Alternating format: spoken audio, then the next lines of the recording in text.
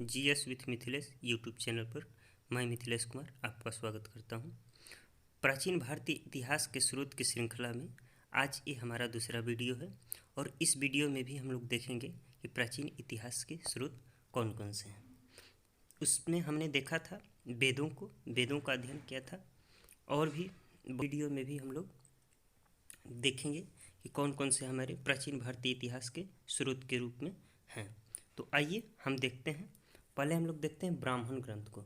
ब्राह्मण ग्रंथों में हम लोग देखते हैं, ब्राह्मण ग्रंथों को वेदों की टीका कहा जाता है। उत्तर वैदिक कालीन आर्य सभ्यता की जानकारी मिलती है, यानी ब्राह्मण ग्रंथों से उत्तर वैदिक कालीन आर्य सभ्यता की जानकारी हमें प्राप्त होती है। इसकी रचना वेदों के बाद की गई है, यानी ब्राह्मण ग्रंथों की रचना वेदों के बाद की गई थी। प्रमुख ब्राह्मण ग्रंथ हैं, देखिए, ऐतरेय ब्राह्मण, कौशितकी ब्राह्मण, शतपथ ब्राह्मण, पंचविश ब्राह्मण या तांडव ब्राह्मण भी इसको बोलते हैं, और गोपथ ब्राह्मण। तो ये प्रमुख ब्राह्मण ग्रंथ हैं। तो उम्मीद करते हैं कि ब्राह्मण ग्रंथ को आपने समझ लिया होगा। ब्राह्मण ग्रंथ भी प्राचीन भारतीय इतिहास के स्रोत के रूप में एक प्रमुख स्रोत है। आइए अब हम लोग आगे देखते हैं आरण्यक को। आरण्यक दार्शनिक विचारधारा का सूत्रपात आरण्यकों से ही हुआ है। ब्राह्मण ग्रंथों के अंतिम भाग को आरण्यक कहा जाता है। इसकी रचना वनों में हुई है, इसी कारण इसे आरण्यक कहा जाता है। प्रमुख आरण्यक में से ऐतरेय, तैतरी और मैत्रेयणी है। तो आरण्यक को हमने जान गए कि आरण्यक भी हमारे प्राचीन इतिहास स्रोत के प्रमुख स्रोत हैं।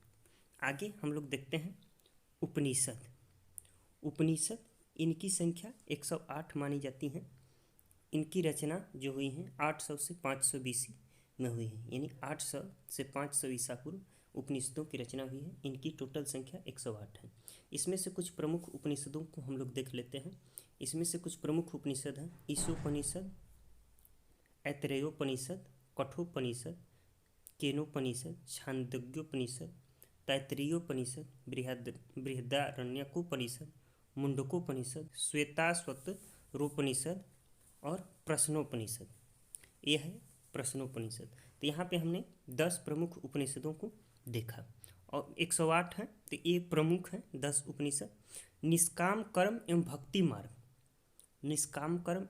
मार्ग ब्रह्मा तथा सृष्टि में संबंधों का वर्णन हमें उपनिषदों से प्राप्त होता है, यानी भक्ति मार्ग का, निष्काम कर्म का, ब्रह्म तथा सृष्टि में जो भी संबंध है इसका, यानी अध्यात्म का दर्शन उपनिषदों में होता है।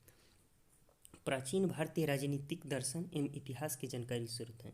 जो उपनिषद हैं वो हमारे प्राचीन भारतीय राजनीतिक इतिहास एवं दर्शन की जानकारी के स्रोत हैं, यानी इनसे प्राचीन भारतीय इतिहास एवं दर्शन की जानकारी की प्राप्ति होती है। आइए हम लोग अगले स्रोत के रूप में आगे बढ़ते हैं। अगला स्रोत है हम लोगों का वेदांग। वेदों के विधिवत अध्ययन के लिए निर्मित सूत्र वेदांग हैं, यानी वेदों के अध्ययन के लिए जो भी सूत्र बनाए गए हैं इन्हें वेदांग कहा गया है। मुंडकोपनिषद के अनुसार वेदांग 6 हैं, यानी वेदांगों की संख्या 6 है। ये है शिक्षा, कल्प, व्याकरण, निरुक्त, छंद और ज्योतिष। तो हमें वेदांगों को याद रखना है, शिक्षा, कल्प, व्याकरण, निरुक्त, छंद और ज्योतिष। तो 6 वेदांग हैं हमारे प्राचीन भारतीय इतिहास के स्रोत के रूप में मुख्य स्रोत हैं। आइए अब हम लोग देखते हैं उपवेद को। उपवेद बहुत वैदिक साहित्य के अंतर्गत है, यानी जो भी वैदिक साहित्य हैं उसमें से उपवेद भी आते हैं। उपवेद मुख्यतः 4 हैं। आयुर्वेद, जो जिसे कि चिकित्सा संबंधी बोला जाता है, आयुर्वेद में चिकित्सा संबंधी चीज़ों का अध्ययन करना है। धनुर्वेद, इसमें युद्ध कला संबंधी चीज़ों का अध्ययन करना है। गंधर्व वेद, इसमें संगीत और कला की जानकारी मिलती है। और शिल्प वेद, इसमें भवन निर्माण कला की जानकारी मिलती है। तो आयुर्वेद, धनुर्वेद, गंधर्व वेद और शिल्प वेद, ये 4 उपवेद हैं। तो उपवेद से भी हमें प्राचीन भारतीय इतिहास की जानकारी प्राप्त होती है। अब हम लोग देखते हैं दर्शन शास्त्र को। दर्शन शास्त्र की 6 शाखाएं हैं, इसलिए इसे खड़ दर्शन कहा जाता है। दर्शन शास्त्र की 6 शाखाओं में हम लोग देखते हैं न्याय दर्शन, वैशेषिक दर्शन, सांख्य दर्शन, योग दर्शन, पूर्व मीमांसा दर्शन और उत्तर मीमांसा दर्शन। तो दर्शन शास्त्र का जो रचना हुआ है ये 6वीं से 3री सदी ईसा पूर्व हुई। शास्त्र की जो रचना हुई है वो 6वीं से 3री सदी पूर्व हुई है। और दर्शन शास्त्र की 6 शाखाएं हमने देख भी लिया, न्याय दर्शन, वैशेषिक दर्शन, सांख्य दर्शन, योग दर्शन, पूर्व मीमांसा और उत्तर मीमांसा। तो इससे भी हमें प्राचीन भारतीय इतिहास की जानकारी मिलती है। अब हम लोग आगे स्रोत के रूप में देखते हैं महाकाव्य। महाकाव्य जानते हैं हम कि हमारे दो महत्वपूर्ण महाकाव्य हैं, एक है रामायण और दूसरा है महाभारत। तो रामायण से राम के जीवन की जानकारी मिलती है और महाभारत से कौरव पांडवों की जानकारी मिलती है, और ये दुनिया के सबसे बड़े काव्य हैं। तो इनसे भी हमें प्राचीन भारतीय इतिहास की जानकारी मिलती है। आगे हम लोग स्रोत के रूप में देखते हैं पुराण। पुराणों की संख्या 18 माना जाता है और इसकी रचना गुप्त काल में हुई है। पुराणों की रचना गुप्त काल में की गई है। इसमें से हम 18 पुराणों को बारी बारी से देख लेते हैं। इसमें अग्नि पुराण, कूर्म पुराण, गरुण पुराण, नारद पुराण, पद्म पुराण, ब्रह्मांड पुराण, ब्रह्मवर्त पुराण, भविष्य पुराण, भागवत पुराण, मत्स्य पुराण, मार्कंडेय पुराण, लिंग पुराण, वराह पुराण, ब्रह्म पुराण, वामन पुराण, विष्णु पुराण, वायु पुराण और एक लास्ट में है स्कंद पुराण। तो हमने 18 पुराणों को देखा और इन्हें आप हो सके तो याद कर लेंगे, क्योंकि ये कहीं कहीं एग्जामों में मिल जाते हैं देखने के लिए। और एक खास करके याद करना है कि पुराणों की रचना गुप्त काल में हुई है। तो पुराणों से हमें गुप्त काल के समाज की, राजनीति की और उस समय किस तरीके से शासन व्यवस्था थी, क्या अर्थव्यवस्था थी, इस सब की जानकारी हमें पुराणों से प्राप्त होती है। अब प्राचीन इतिहास के स्रोत के रूप में अब हम लोग धर्मशास्त्र को देखते हैं कि धर्मशास्त्रों में प्राचीन इतिहास के कौन कौन से स्रोत हैं। तो धर्मशास्त्र, जिसे कि स्मृति भी कहा जाता है, स्मृति बहुत ही महत्वपूर्ण है हमारे भारतीय इतिहास के स्रोत के रूप में। और स्मृतियों में हम कुछ प्रमुख स्मृतियों को देखते हैं, जिसमें है याज्ञवल्क्य स्मृति, विष्णु स्मृति, नारद स्मृति, बृहस्पति स्मृति, कात्यायन स्मृति, पराशर स्मृति, व्यास स्मृति, देवल स्मृति और शतायत स्मृति। तो ये कुछ प्रमुख स्मृतियाँ हैं। मनु स्मृति को सबसे महत्वपूर्ण और सबसे प्रामाणिक स्मृति माना जाता है। इसकी रचना 200 BC से 200 AD में हुई है और ये सबसे महत्वपूर्ण है। इससे हमारे भारतीय जो परंपरा है उसका पता चलता है। मनु स्मृति से ही अभी भी बहुत सारी चीज़ों का पता चलता है, किस समय किससे समाज का रचना हुआ, इससे पता चलता है।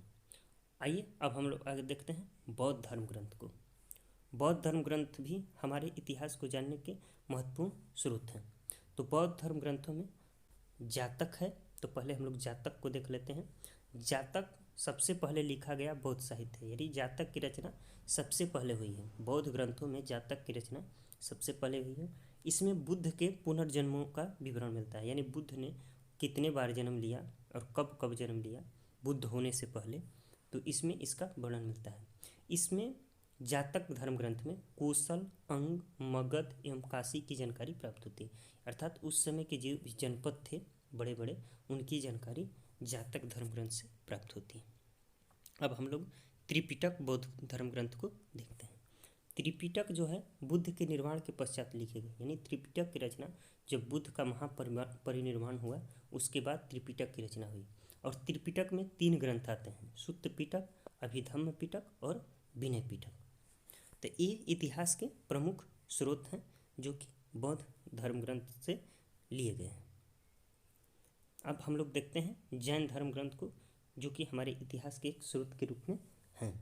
जैन धर्म ग्रंथ, इसकी रचना गुजरात के वल्लभी स्थान पर हुई है, जिसमें कि बौद्ध जैन संगति में जो दूसरी जैन संगति हुई थी गुजरात के वल्लभी में, इसी समय इसकी रचना जैन धर्म ग्रंथों की रचना हुई।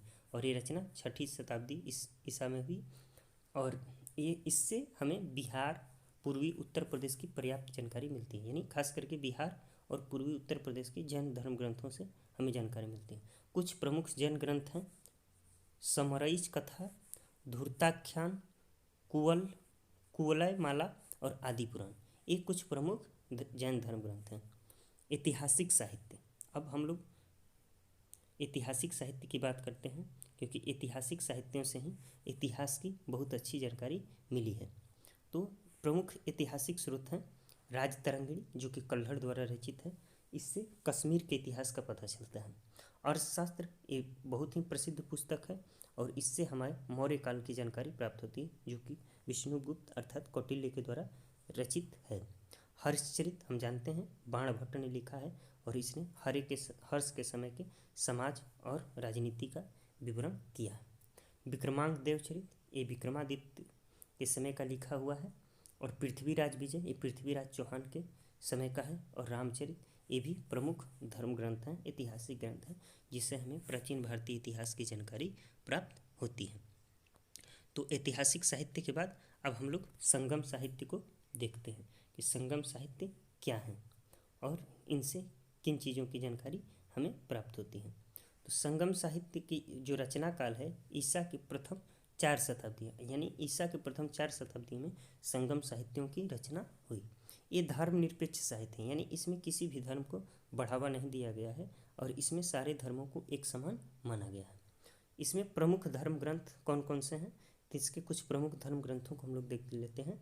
तो एतु तो कई, पुरुनुरु, पत्तु पत्तु, शिल्पाधिकारम, ये तो बहुत ही महत्वपूर्ण है शिल्पाधिकारम, कलिंग तुपरणी, कुलतुंगगण, पिलय तमिल और चोल चरितम, ये कुछ प्रमुख संगम साहित्यिक ग्रंथ हैं। संगम साहित्य से हमें दक्षिण भारत के इतिहास की जानकारी मिलती है और ये दक्षिण भारत के इतिहास को जानने के बहुत ही महत्वपूर्ण स्रोत हैं। अब हम लोग आगे चलते हैं कि और किन चीज़ों से प्राचीन भारतीय इतिहास की जानकारी हमें प्राप्त होती है।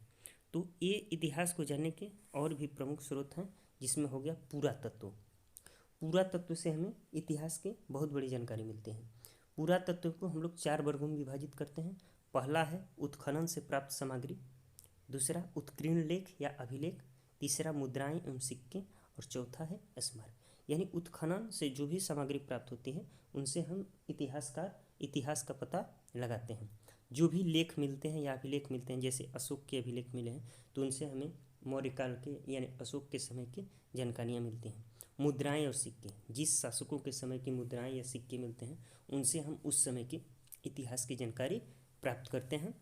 और स्मारक, जो राजा महाराजा या शासक जो भी स्मारक बनवाए हैं तो उन स्मारकों से भी हमें उस समय के कला का साहित्य का जानकारी प्राप्त होता है।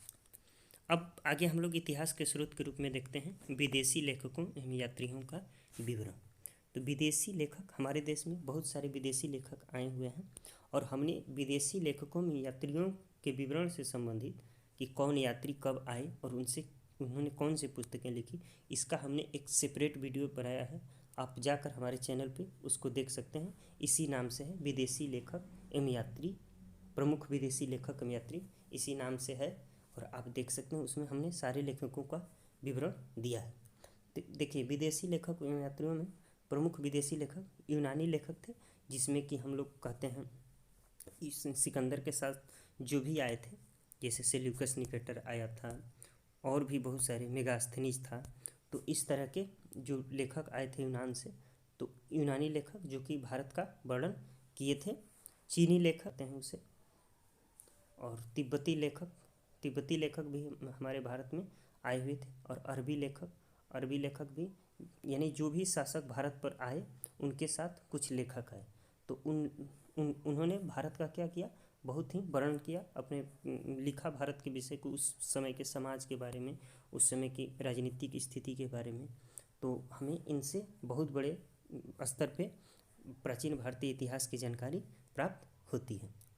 तो हम इसका एक सेपरेट वीडियो बनाए हैं जिसमें कि यूनानी लेखक, चीनी लेखक, तिब्बती लेखक, ये जितने भी लेखक हैं उसका हमने वर्णन किया हुआ है। तो आप जा करके हमारे चैनल पे और वीडियो में देख सकते हैं, ये हमने बनाया हुआ है। इतिहास के स्रोत जितने भी स्रोत थे उसको हमने देख लिया। उम्मीद करते हैं वीडियो आपके लिए लाभदायक होगी। अगर ये वीडियो अच्छा लगा तो आप इसे लाइक कीजिए, शेयर कीजिए और कमेंट कीजिए। धन्यवाद।